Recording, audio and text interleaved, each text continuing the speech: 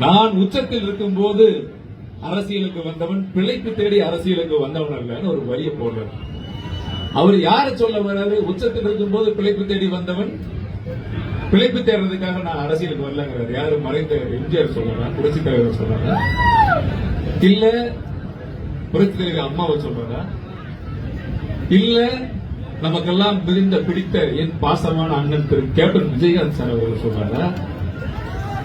ஒருவேளை நேரடியா சொல்றதுக்கு வெட்கப்பட்டு ஐயா கமலஹாசன் அவர்களை சொல்லியிருப்பாருன்னு நான் நினைக்கிறேன். ஏன்னா அதுக்கு சிறந்த பொருத்தமான அளவு தான் பிழைப்பு தேடி அரசியல் செய்வது பொருத்தமான அளவு. அப்புறம் இது ரொம்ப முக்கியமான விஷயம். கையை சொடக்கு போட்டு திரு மோடிஜி கையை சொடக்கு போட்டு ஒருத்தர் நீட்டாங்க. 2014 ஏப்ரல் 16ஆம் தேதி அன்னைக்கு தேர்தல் பிரச்சாரத்தின் போது கொடிசியா வளாகத்தில் பூனைக்குட்டி மாதிரி கையை கட்டிட்டு பொம்மை உட்கார்ந்து தம்பி